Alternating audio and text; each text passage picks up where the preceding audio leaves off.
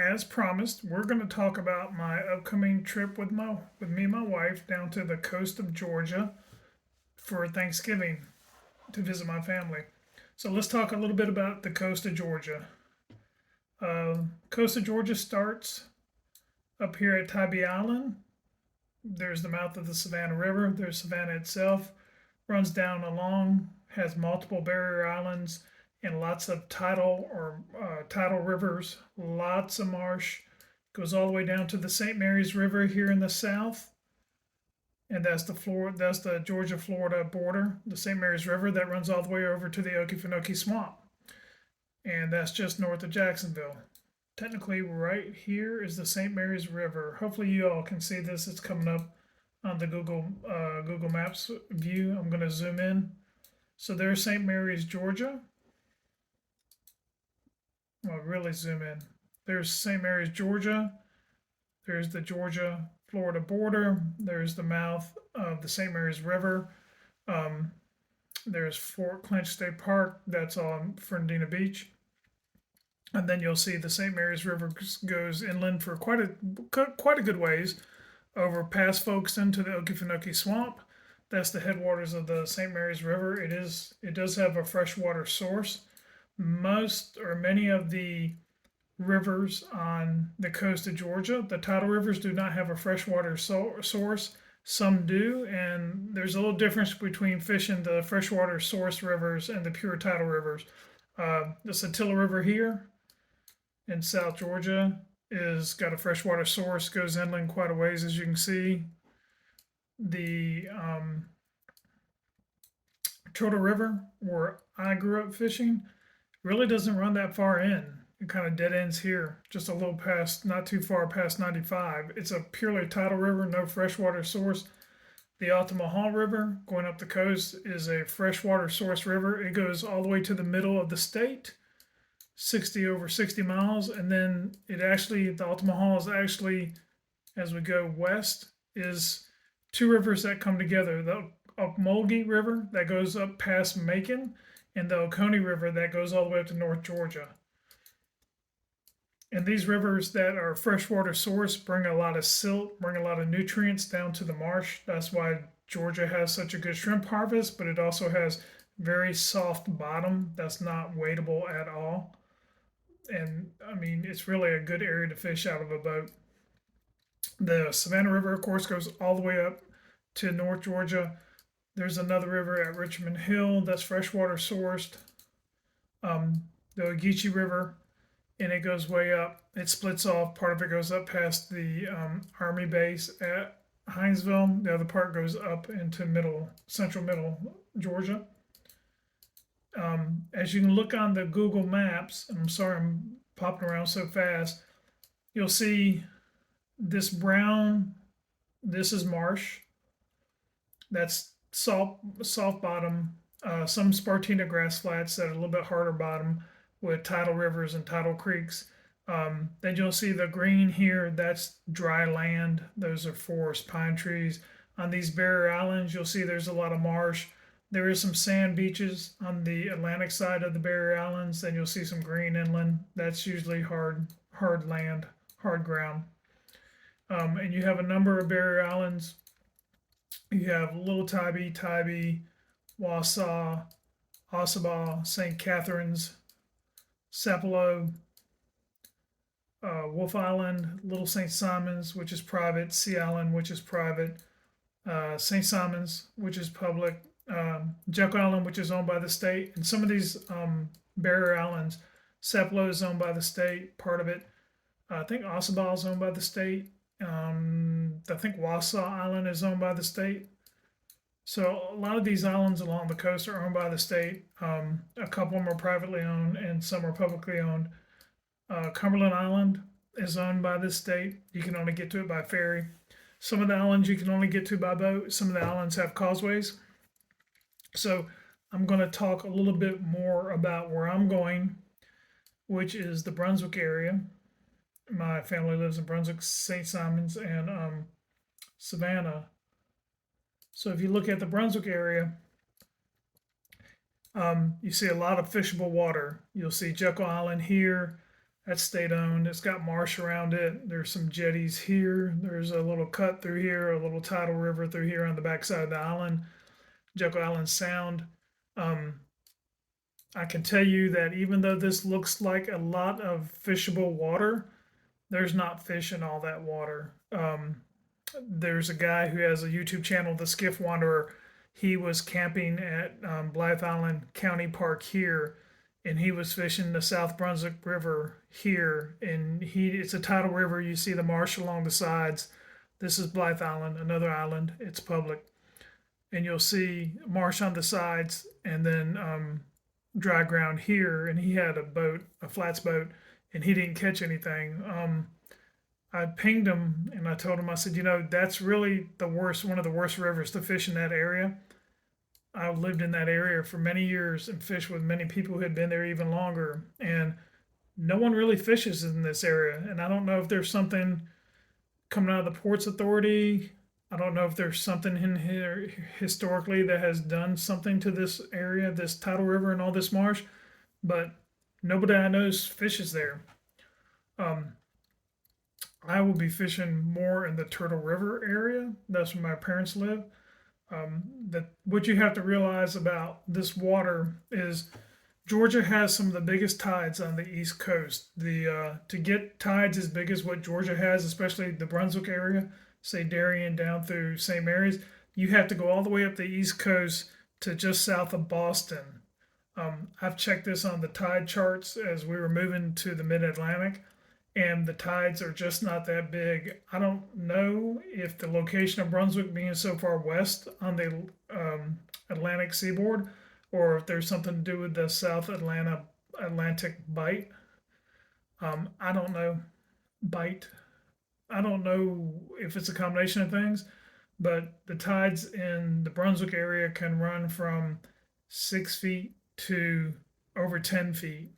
And if you get a east wind, a southeast wind, east wind, that 10 feet is on a 10-foot tide on a full moon or a new moon. If you get a 20 or 25 mile an hour, 30 mile an hour, 35 mile an hour wind, which happens without even hurricanes, that 10-foot tide could be a 12-foot tide. Um, Interesting fun fact, the University of Georgia, when they do their oyster studies, they have to go up into South Carolina to do their oyster studies because the tide flow is too heavy in the coast of Georgia to do that. Now, as you leave Brunswick and go south, the tides in St. Mary's and going across the Florida border, Fernandina Beach, Amelia Island, the tides become less as you go south. And then as you go north, the tides in Savannah are lower than the tides in Brunswick. The tides in South Carolina, like Hilton Head, Charleston, Beaufort, they're lower than they are in Savannah, smaller tides. And the water is cleaner up there. Um, for me, if you're a conventional tackle fisherman, fish bait, and you have a boat, coast of Georgia is fine. Great place to go. If you're a fly fisherman, if you don't have to go to the coast of Georgia, and I hate to say this, um, I'd rather go fish the coast of South Carolina or the coast of Florida, say um, Fernandina Beach, Amelia Island, down to probably just down south of Daytona Beach, that stretch of coast, um, or from, say, Hilton Head up through north of Charleston. The tides aren't as big, the water's got better clarity, it's just easier to fly fish. So as you look at these um, creeks, you'll see a number of creeks. Most of this is very soft, not wadeable bottom. You will see, and I'll show you an example. Here, Jekyll Island. If you drill in on this Highway 17, you'll see some light colored areas here. Now this actually has trees on it. You'll see a little patch of light right here, and you'll see a little patch of light right here. Usually when you see these little patches of light, especially if they have trees on them, that's firmer bottom that can be walked on without sinking up to your hips. So this area is probably a firm bottom. This area is probably a firm bottom. You'll see some little fingers coming off this creek here, these little fingers. On a flood tide in the summer, and let's specify, let's call it late April, May through into September, the fiddler crabs come out of hibernation. So these harder flats through here will be full of fiddler crabs. And when there's a high tide, water comes flooding in here. The redfish come in, and you'll hear a lot of people talk about, especially in the Charleston area, about flood tide fishing. They take the traditional flats boat, they pull up into the marsh grass, and they are fishing for reds that are tailing. Well, the in here tailing because they're looking for fiddler crabs. I've caught and kept some redfish from time to time to eat and opened up their stomach in this area, and they have been full of fiddler crabs. They love them, and they will eat them, and you'll see their stomach will be full of mud and fiddler crabs because they'll suck them right out of the mud. So on a high tide, there, if you see fiddler crabs walking, and this in that area gets if it gets a foot of water on it, there'll be redfish in the summer months potentially up there looking for fiddler crabs. Not all this bottom or not all these creeks have redfish in them. The one thing you need, if you look at these creeks, you say, well, that's a pretty big creek coming off that tidal river. You have to remember when you have a 6 to 10 foot tide, if that creek goes dry, those redfish will not be in there. So they have to have deep water to hold over during low tide. So I know there's people who fish the Jekyll Island here out of boats. There's redfish who tail up here looking for fiddler crabs. As you'll see along the causeway itself, it's got lighter. There's people who fish this river for tailing reds. You'll see it's harder bottom here, but you really need some kind of boat to get to it. And be advised that if you say, well, I'm just going to walk out here and fish, you might not be able to do that, because if you look at the Spartina grass, if the Spartina grass is, say, less than 2 feet tall, if it's like a foot tall and very sparse and the bottom looks white, that's probably firm enough to walk on. But as soon as that Spartina grass gets over 2 foot tall and starts getting more dense and the bottom turns to brown, you will sink up to your waist. And you say, well, what's the big deal? I'll just pull myself out. Well, there's a couple things you have to be concerned about. One, if you sink too close to one of these creeks, if you sink up too far and you get stuck, which I've had people that I know throw cast nets out of boats, fall out of the boat, trying to get the cast net off an oyster bed, boat shot out from under them, little John boats. They end up getting stuck in the mud. Well, if you're stuck up in the mud and you can't move and you're by yourself, and you've got a foot of water, well, if you got an 8 foot tide or a 10 foot tide, by the top, if you're out there at low tide and you get stuck and it's a 10 foot tide, guess what? At the high tide, your head is 6 feet underwater and you're not going to make it. We've lost people. I've had friends who have almost died. Luckily, even though they were by themselves, their family knew where they were at, knew when they should be back, knew when the high tides were, and went and found them before they drowned. And we've had people who get out in these bigger rivers in little boats, little low-sided John boats, no life jackets, or not enough life jackets. We had people die here just a few years ago here at the Turtle River. They were fishing around these bridges, and their anchor got stuck. They, instead of cutting the anchor, they tried to pull the anchor in a little John boat. They pulled, and they got too many people on one side. Part of the boat went underwater, and that tide, when it goes out here or goes in, it rips. Boat filled up with water. They ended up in the water. They didn't all have life jackets, and a couple of them drowned. A couple of them floated. They found them finally, but a couple of them drowned because you cannot swim. I don't care who you are. You can be Mike Phelps. If you have an 8 or 10 foot tide, you cannot swim against that. You can swim with it. You can float and swim with it, but you're not swimming against it.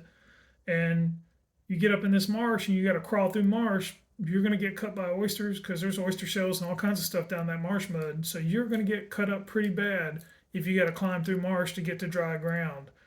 So, my advice is if you have a decent sized boat, take it. Don't get out on that bottom unless you can look and see that it's firm, or test the bottom with a paddle. And if you want to fish from shore, be very careful where you're at and what you do, because the taller the marsh grass, the darker the bottom, the softer it is, and it can sink up so deep that you can't get out. Or if you get out and there's oyster shells in there, you're going to be cut all to pieces. I've cut myself on oyster shells. Um, this Turtle River area, there are sandbars in this river, so you'll be out going along the river, and there'll be a sandbar. And you see here, this looks shallow here, lighter color here. There used to be a sandbar here, and there used to be some sandbars here. And I don't know if they're still there because the tide flows so much the sandbars move. Um, and also, there's inside the little rivers themselves, inside these creeks, there'll be sandbars up in these creeks. Um, the interesting thing is, if you look at some of these, that you'll see there's fishable water back here, but unless you got a boat, you can't get to it. And there's also deep holes. So even though this looks like a lot of water in this area here looks like it's a lot of water, guess what? All this goes dry at low tide. There's no water here. This area right here, actually gets down, if it's a very negative tide, like on a new moon, this area here will be less than 2 feet of water. You can walk across it. Now there is firm sand over here. You can't see it because it's underwater. So on low tide, there's not enough water here to hold fish. So actually all the fish leave this area and come down here. And I can tell you on this part of the river, there's a deep hole here that fish hold in. But right here, this almost goes dry on low tide. Can't get a boat through there. These areas here almost go dry. There's a deep hole here that fish go into. And then way up here, this almost goes dry under this bridge. This will be 6 inches of water. I've gone through there in a canoe with a trolling motor and almost drug the bottom of the canoe. Had to pull up the trolling motor and paddle the canoe, a fiberglass canoe, through there because it almost went bone dry. And then there's a deep hole right here. There's a deep hole this all goes dry here. There's a deep hole here, and this almost goes dry. But a lot of the fish stack up here on low tide, and then on high tide they go up the river, or they go back out in the marsh. They distribute out from the deep hole. So if you have a creek going back down to the South Brunswick area, a lot of these creeks here, they don't have any deep holes. They just go dry. So, like I said, if you have a creek or off one of these tidal rivers, you're not going to catch fish if there's no deep holes for those fish to run into during the low tide. And I'll show you a tide chart of the area closest to my parents. So we'll be there Thanksgiving week. All right, so what do we have for tides? And anytime I travel, I look at tide charts. So here's Thanksgiving week. We're going to arrive Tuesday. So Tuesday night or Tuesday morning at 3:11 is a high tide. That tide is 7 foot 6 inches. That's how much water is going to move. That afternoon, there's a high tide at 3:46. The water tide depth is 8.2 feet. So that tide is going to change 8.2 feet. Wednesday, it's 8 foot. The AM low high tide in the morning, 4:12 morning, is 8 foot. In the afternoon, it's 8.1 foot. Thursday, Thanksgiving, the morning tide is 8.5 foot. The afternoon tide is 8.1 foot, 8.1 feet. Friday, the Friday after Thanksgiving, the morning high tide is 8.8 feet, almost 9 feet. Then you go down here, you've got a 9 foot tide, a 9.2 foot tide, a 9.4 foot tide, a 9.3 foot tide, a 9.2 foot tide. Those aren't good tides to fish at all. You want to be up here in the 6 and 7 foot tides is where you want to be. Here's a 6.7, a 6.7, 6.7, 7.7, 7.5. You want to be up under 8 feet. You really, if you can get a tide under 7 feet, that's great. Now, the one thing you have to realize about the coast of Georgia, you'll see here that there's where they show on this tides for fishing. 3 fish, good activity. Um, if you've got an 8 or 9 foot tide, that's really like 8 foot 8, 8 foot 9. Those aren't good fishing tides, even though they show it as high fish activity because the moon phase, this being the new moon phase, that's not really accurate. You want the smaller tides, and the smaller tides don't come on the new or full moon. Now, if you're in the Gulf of Mexico, you want this new moon and this full moon because it pushes more water. Because, Gulf of Mexico, they have like a 1.5 foot tide. I lived in the Panhandle for a long time, for 2 years, and I fished there for over 20.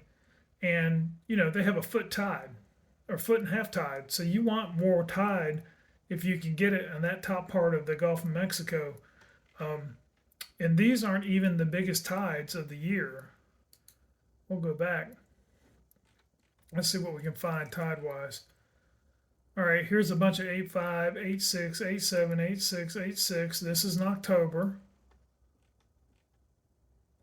9.7. So here's a 9.7, a 9.8, and a 9.7 in October at the tide monitoring station closest to my parents' house. So you're talking almost a 10-foot tide in October. I would not fish those tides. I would not go to the coast of Georgia and fish those big tides. I'd go to the Gulf of Mexico, and you'll see they will align with the new and full moon. And when I lived in Atlanta with my wife, we used to, the new and full moons, we'd go to the Gulf of Mexico, visit friends and fish. And the other moons, we would go to the coast of Brunswick and visit my family. Once again, here's an 8.1, an 8.6, a 9.4, a 9.2, a 9.6, a 9.4, a 9.7. I would not fish any of those tides. The only way I'd fish any of those big tides is if it was in the warmer months, the fiddler crabs were out of hibernation up on the flats, and I had a way to get up on the flats and fish those Spartina grass flats, because a 9 foot tide will push water way back into the Spartina grass flats. Like I said, most of them are too soft to wade, but if you have a decent boat, you can get back in there. But you got to go in there quick, and you got to get out quick, because here's a 9.6. When that much water starts moving, you'll get stuck high and dry quickly. So when that tide turns, depending on how far you are from the main river, you've got to get out. And the other thing too is, at a 9.6 tide, you might have plenty of water going up that creek to get on that flat and the creek where it hits the first river. But the creek you're in could go dry, and then you're stuck.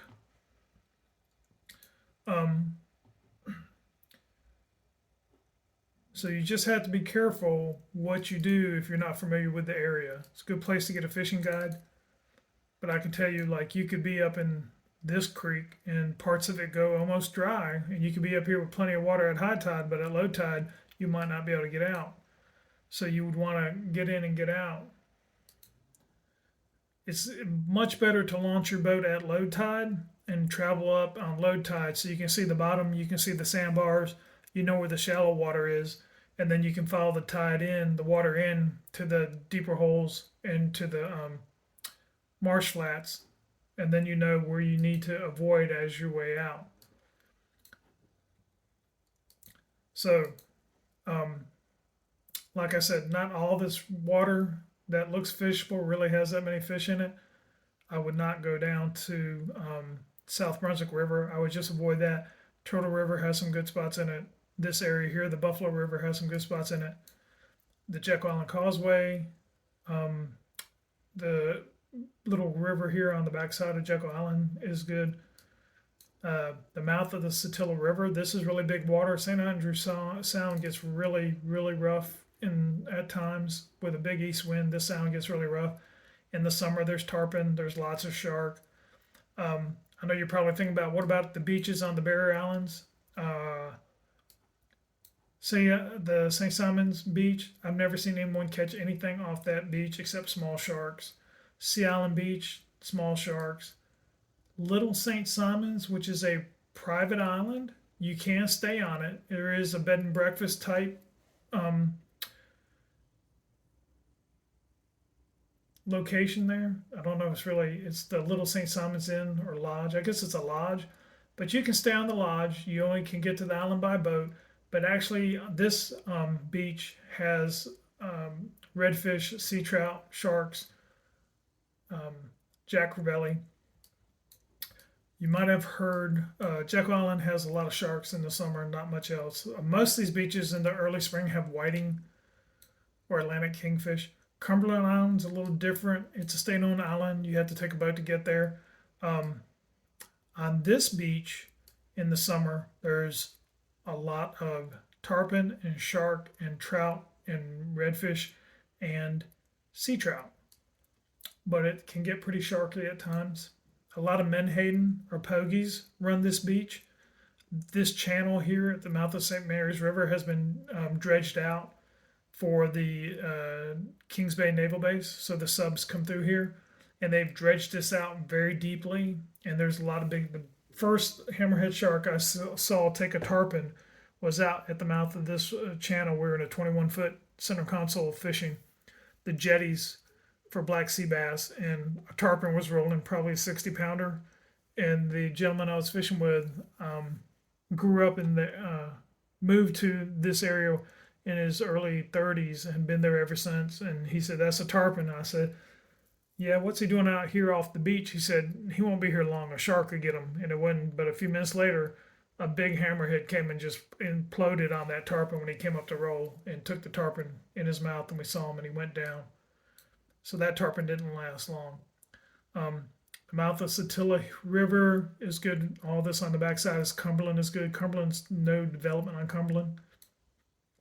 Jekyll Island, besides this area here, I wouldn't even bother fishing the beach unless you like to catch sharks in the summer.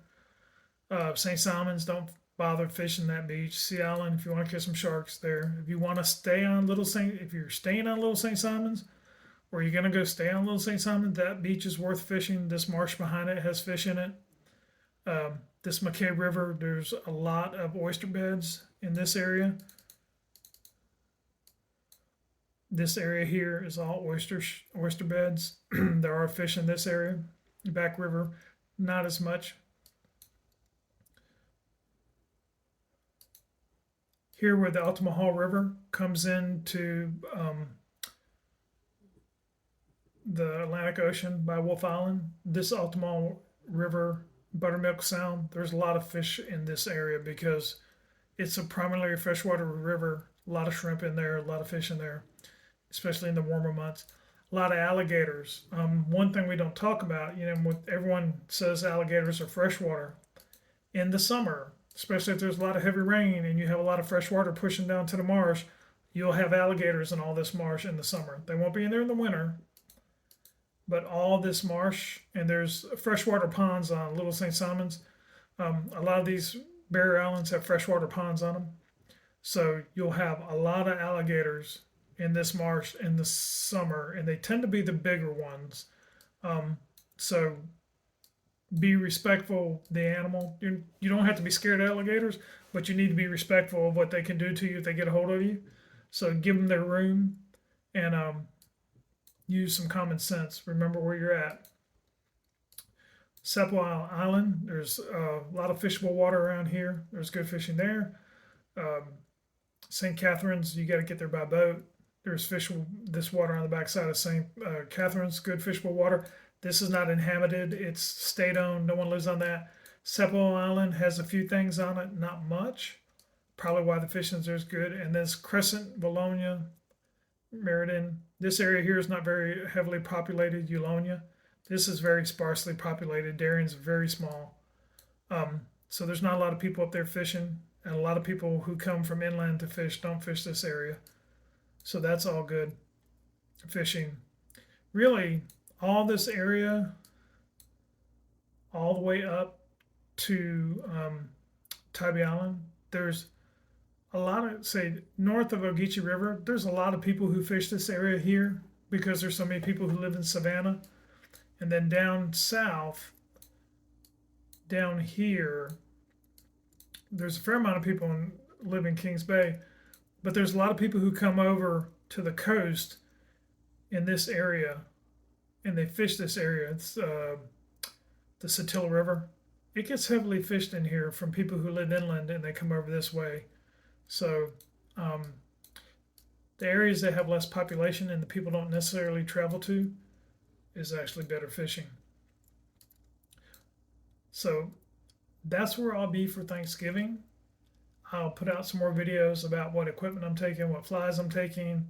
Um, a lot of fishable water, not the best place to fish. If I was going on vacation, I would not go to the coast of Georgia to fly fish. I would stop up here, Key Island, Edisto Beach, Hilton Head, um, Charleston area. There's where is it? Beaufort. Beaufort is Charleston's getting kind of crowded. Beaufort is less crowded. Hilton Head's less crowded. Beaufort's probably the least amount of crowd. Beaufort probably has the least amount of people with the most amount of marsh on the South Carolina coast. So Beaufort would be a great place. There's not that many. There are a couple fishing guys there, not many. Um, but going to Georgia, it's deep water, it's big tides, it's hard fishing, a lot of sinking lines or intermediate sink lines. You can fish the marsh flats during the summer months when the fiddler crabs come out of hibernation. They will not be out of hibernation. They will be hibernating when I get down there for Thanksgiving. So I'll be fishing deeper. The shrimp will probably be moved out of the creeks. When the creeks get cold, the shrimp move out to the sounds. So most of the predatory fish are feeding on some kind of fin fish, some kind of minnow. Let's look at the tides one more time. Let me bring up the tide chart.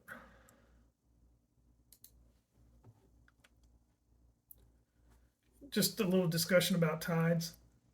So you saw there, closest to my parents, there's 8, 9, 10-foot tides. Let's go somewhere else. Let's see. Let me get. I don't mean to make y'all dizzy doing that. Georgia. Meant to come up here to begin with. Okay, so we're on the coast of Georgia. We were way down here. So let's go down. There's St. Simon, St. Andrew, Cumberland. So this is Cumberland. This is down almost, there's St. Mary's River. That's the border of Georgia and Florida. Let's go down and look at their tides.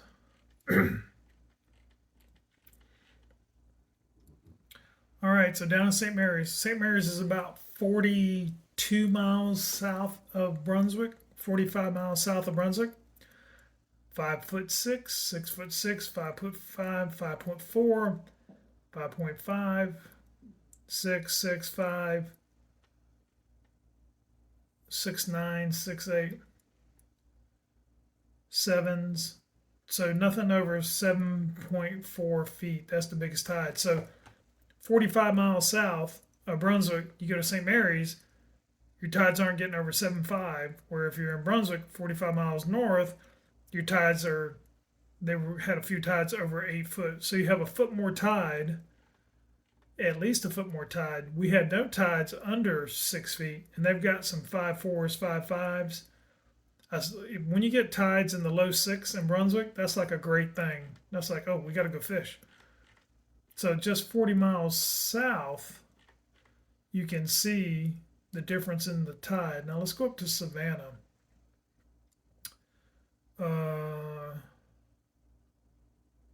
Fort Pulaski. Why not? Let's see what they got going on in Savannah, which is 70 miles north.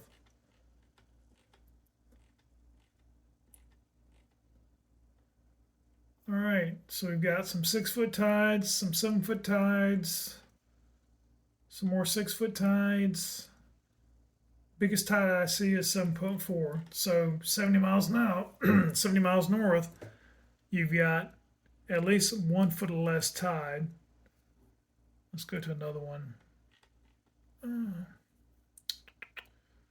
Port Wentworth, Tybee Line, Tybee Creek, Thunderbolt. Let's go to Thunderbolt. That's kind of like a midtown Savannah.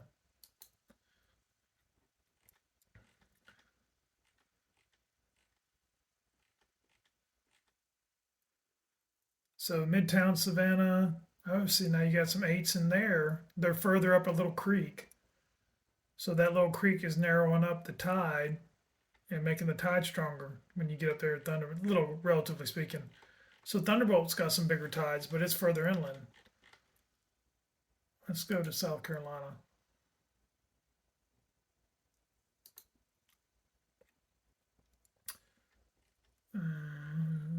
Intercoastal Waterway, North Myrtle Beach. Where in South Carolina do we want to go?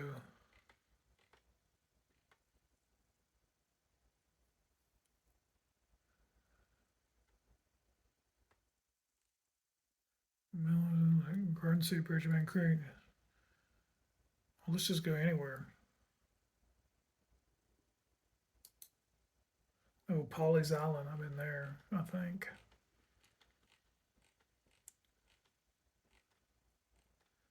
All right, so South Carolina at Oaks Creek, you've got a 3.95, a 3.9 tide, a 3.7, 3.7, 3.7, 4.2, some 5s.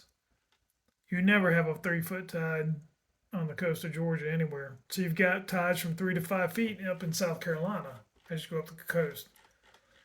So that's why I say I think it's much better to fly fish.